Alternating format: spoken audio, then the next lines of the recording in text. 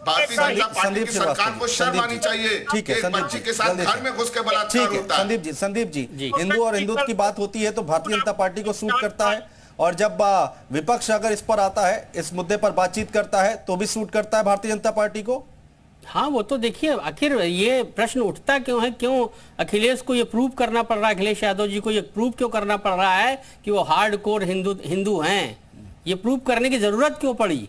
इसका मतलब आपने जो पास्ट था उसमें कुछ ऐसा किया था जिसकी वजह से आपके ऊपर ये आरोप लग रहा है, आपके ऊपर ये लगातार आपको ये प्रूव करना पड़ रहा है कि आप हिंदुत्व की लड़ाई में अग्रणी भूमिका निभाने वाले उत्तर प्रदेश की राजनीति में। तो ये जो प्रश्न बना, इसके पीछे की अगर आप जो इतिहास की बात उठाकर देखेंगे तो उसमें बहुत से ऐसे साक्ष्य मिलेंगे जिसके आधार पर यह कहा जा सकता है कि समाजवादी पार्टी ने एक वर्ग विशेष को इस राज्य में वर्चस्व के आधार पर बढ़ाने का काम किया है। और जब तक देखिए, चाहे वो, मैं फिर वही उसी मुद्दे पे आ जाऊंगा कि चाहे वो अतीक हो, चाहे वो मुख्तार हो, चाहे जो भी रहे हों, वर्ग विशेष या समुदाय विशेष के लोगों ने जिस तरीके से इस देश की, इस प्रदेश की कानून व्यवस्था के साथ खिलवाड़ किया था, उसका खामियाजा देखिए अखिलेश यादव को। जो पिछला लोकसभा चुनाव हुआ उसमें आपने देखा जिस तरीके से उनका ग्राफ नीचे गिरा, जिस तरीके से उनका जो भी उन्होंने किया उसका इम्पैक्ट पूरी तरीके से नहीं मिला। लेकिन अगर आप आज के परिप्रेक्ष्य में कहेंगे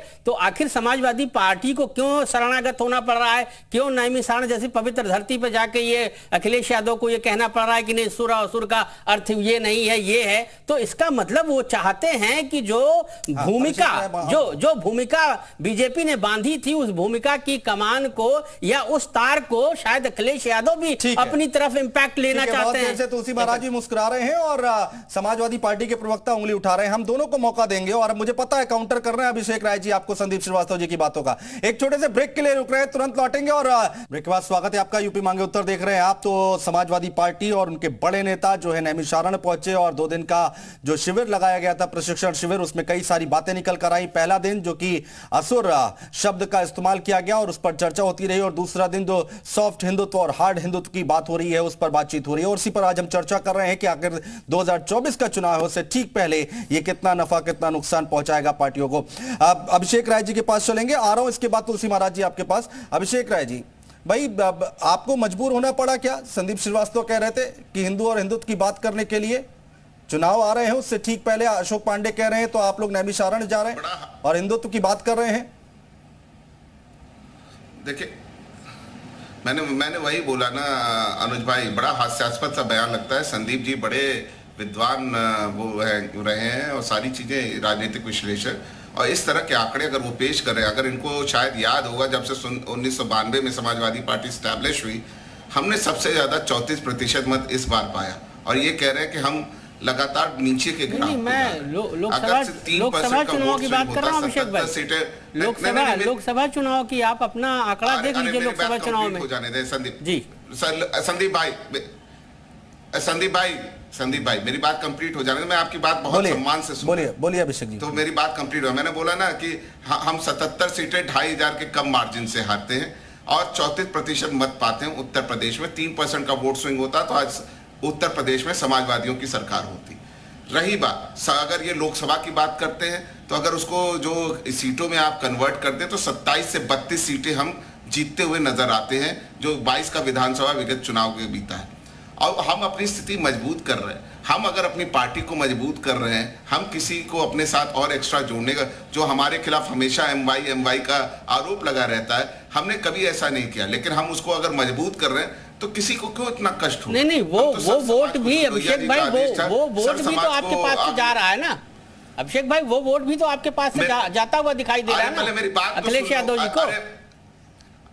मैं कह रहा हूँ वो वोट भी तो आपके पास से शिफ्ट होता दिखाई दे रहा है। 34% पाए थे कि नहीं? नहीं, मैं लोकसभा चुनाव की, मैं लोकसभा चुनाव में आप कितना पाए थे ये बता दीजिए। अरे लोकसभा आने तो दो। हाँ तो आएगा ही ना। ये चर्चा तो 24 पे ही हो रही है ना अभिषेक भाई, ये चर्चा तो 24 के लिए हो रही है। अनुज जी ने ये चर्चा 24 के लिए बुलाई। हम तो कह तो रहे, तो बस संदीप भाई मेरी बात सुनेंगे कि नहीं आप? मैं सुन रहा हूँ। मैं आप आंकड़े, आपने जो पिछला जो लोकसभा चुनाव हुआ था, आपकी क्या स्थिति थी? अगर आंकड़ों की बात कर रहा हूँ, हमने विधानसभा को अगर लोकसभा में कन्वर्ट किया, क्यों नहीं कर सकते? नहीं तो नहीं वो कर सकते क्या? वो बता दीजिए आंकड़ों की बाजागिरी, पिछले आंकड़ों बार की- आपने क्या किया था नहीं लोकसभा में? आंकड़ों की बाजागिरी नहीं करो, पहले मेरी बात सुन लो। नहीं मैं सुन रहा हूँ अभिषेक भाई। अरे मैं हम आपको बता रहे मैं ये नहीं कह रहा हूँ कि राम सिर्फ बीजेपी के ठेके, राम के लिए सिर्फ बीजेपी ठेकेदार है। होने दीजिए, वो किसी भी व्यक्ति के लिए मैं आपके बीच में नहीं बोल रहा था, गलत आप गलत इंटरप्रिटेशन मत कीजिए ना।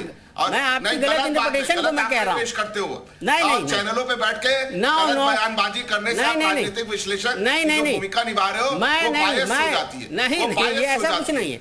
मैं भाई आपने जो वोट शिफ्ट हुआ उसको भी तो देखिए ना। आप वोट जो शिफ्ट हुआ है, एक वर्ग विशेष का जो वोट शिफ्ट हुआ है उसको भी तो देखिए ना। उसको आप कंसीडर करेंगे कि नहीं?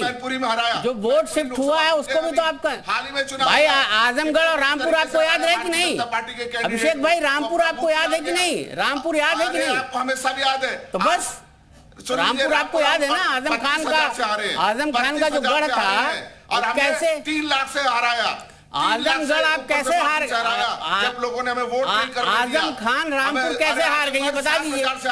रामपुर आप क्यों हार गए? आजम खान के होते हुए रामपुर आप क्यों हार गए? आजमगढ़ इस बार आप रामपुर नहीं, इस बार भी देख लिया जाए। इस बार भी देखिए, मतदाता बता देगा, मतदाता बता देगा इस बार भी कि क्या होना है।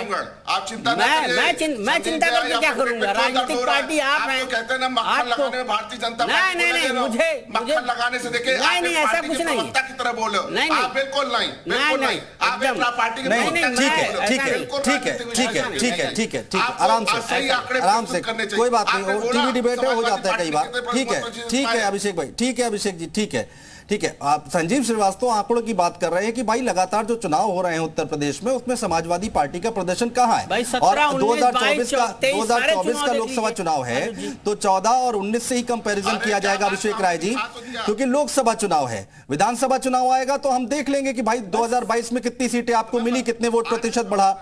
आप समझ रहे हैं? तो 24 के लोकसभा चुनाव की बात कर रहे हैं। 24 में दिखाएंगे। हाँ बिल्कुल दिखाइए, बिल्कुल दिखाइए। ठीक है अशोक पांडे जी, हिंदू और हिंदुत्व की बात ठीक है।